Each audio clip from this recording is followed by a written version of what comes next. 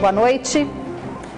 4 vítimas da explosão de um cilindro de gás ocorrida na zona leste da capital receberam alta nesta terça-feira.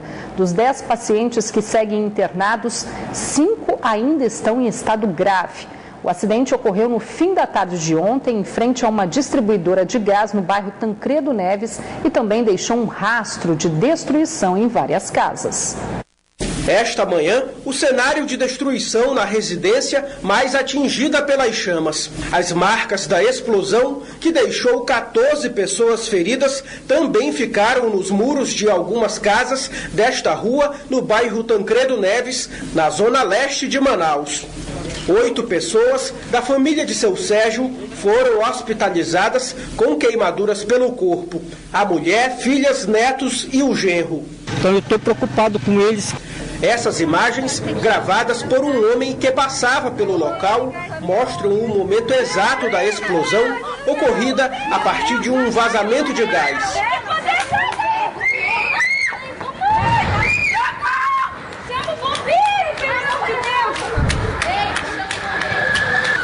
Enquanto as chamas se espalham e a fumaça escura toma conta, ainda é possível ouvir um barulho forte do vazamento.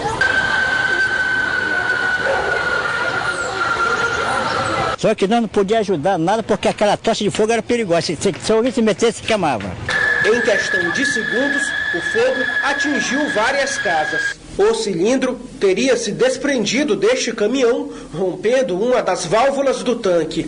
Justamente a ruptura da válvula fez com que o gás que estava comprimido, ele se expandisse pelo ambiente externo, provavelmente na região do motor que estava ligado e estava produzindo justamente o aquecimento necessário para iniciar a combustão do gás. Então nós iniciamos o processo de quê? De contenção das chamas, fizemos a extinção das chamas que existia no cilindro, no caminhão e na residência e nas regiões que tinham sido atingidas ao redor.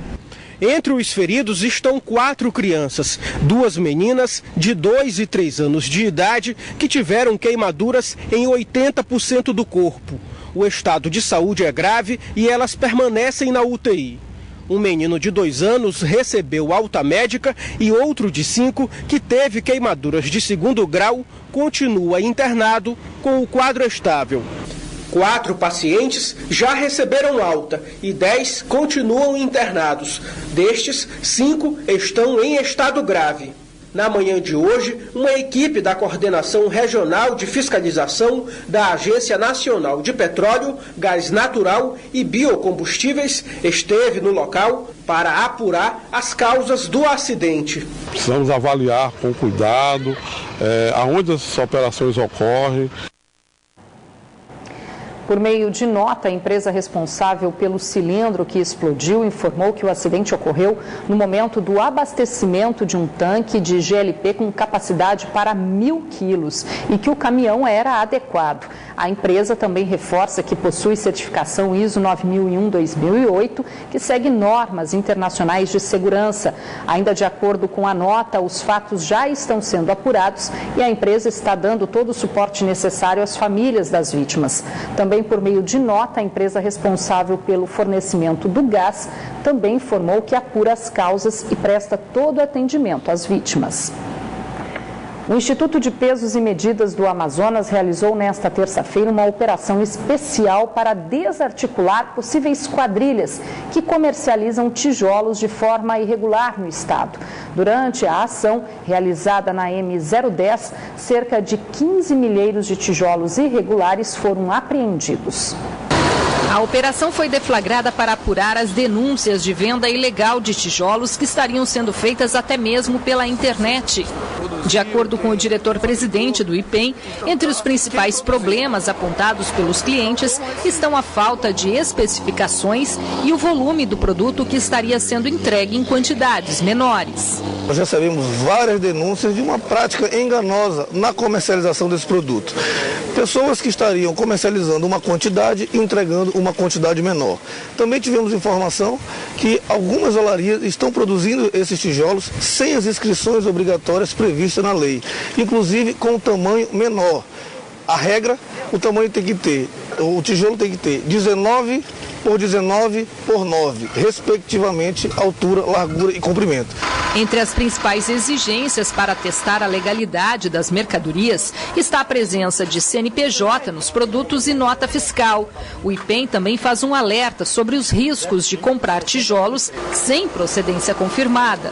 Já que não está sendo atendida às normas de segurança estabelecidas pela portaria, nós não temos como garantir se pelo menos a composição foi feita dentro das regras, o que pode ocasionar um tijolo frágil, provocando um risco de acidente. Além do prejuízo para o consumidor, a produção e distribuição ilegal de tijolos na região metropolitana de Manaus também afeta o desempenho das olarias regularizadas no estado. Das 43 em operação na região, 8 são ilegais, segundo o IPEM. Prejudica bastante as empresas que estão trabalhando corretamente, que procuram trabalhar corretamente, entendendo? Passando uma imagem desleal, posso dizer assim, tá? Para o consumidor final, né? Para o cliente. A fiscalização iniciada hoje segue sem data para terminar. Durante a operação, além dos tijolos, outros itens da construção civil também serão verificados pelos fiscais. É só uma correção, a operação de hoje foi na M070. Alunos de uma escola da rede estadual de ensino tiveram que voltar para casa na manhã de hoje por um motivo bem inusitado. O segurança teria esquecido as chaves e por isso não foi possível abrir a escola. Era para ser mais um dia normal de aula na escola Aristóteles Conte de Alencar, localizada no bairro Coroado 3, zona leste da capital. Mas ao chegar na escola, pais e alunos foram surpreendidos com o prédio fechado. Em seguida, veio a explicação de uma funcionária. O segurança teria esquecido as chaves e sem elas não seria possível abrir a escola a tempo do horário de início das aulas.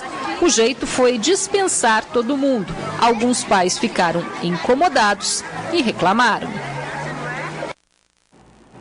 Por meio de nota, a SEDUC confirmou apenas que as aulas foram suspensas por um motivo pontual, mas sem citar esse motivo. E que, de acordo com a administração da escola, as aulas foram retomadas normalmente no turno da tarde e devem ocorrer agora no turno da noite. Já o dia letivo dos alunos do turno da manhã, que foram dispensados, será reposto no dia 27 de abril. O julgamento dos embargos de declaração do processo que cassou o mandato do governador José Melo e do vice Henrique Oliveira deve ser retomado nesta quarta-feira no Tribunal Regional Eleitoral do Amazonas. O julgamento iniciado na tarde de ontem e que tem 2 votos favoráveis à cassação foi suspenso após a juíza federal Marília Gurgel pedir vistas do processo. Bem como pelo embargado. O relator do processo, juiz Francisco Marques, iniciou a sessão lendo o relatório do acórdão, que no dia 26 de janeiro cassou os mandatos do governador e do vice. Em seguida, os advogados de defesa de José Melo e de Henrique Oliveira fizeram a sustentação oral. Nela, o advogado Marcelo Ribeiro, ex-ministro do Tribunal Superior Eleitoral, que veio de Brasília, alegou que houve um suposto vício contraditório na decisão do Tribunal Regional Eleitoral do Amazonas com uma falta de provas que indicasse a compra de votos. Já a defesa da coligação Renovação e Experiência, que representa o candidato que ficou em segundo lugar, o atual ministro de Minas e Energia, Eduardo Braga, reforçou que o julgamento que resultou na cassação de José Melo e de Henrique Oliveira foi baseado em provas que mostram a captação ilícita de sufrágio e a compra de votos. O julgamento do embargo de declaração apresentado pela defesa de José Melo teve o parecer do Ministério Público Eleitoral favorável à permanência da decisão, reiterando a cassação do diploma do governador e do vice. Na sequência, o relator do processo e o desembargador João Mauro Bessa votaram a favor da cassação. Depois, o julgamento do processo foi suspenso após o pedido de vista da juíza Marília Gurgel. Estão pretendendo rejulgar o processo, trazendo argumentos. Em nenhum momento vocês podem perceber que se enfrenta o mérito da questão. E como os embargos de declaração são um recurso, uma espécie de recurso estritamente direcionado a sanar omissões ou obscuridades, não é esse, portanto, o momento para se rediscutir esses temas. E no conjungamento TSE, tenho certeza que o recurso, se aqui não for provido, lá será.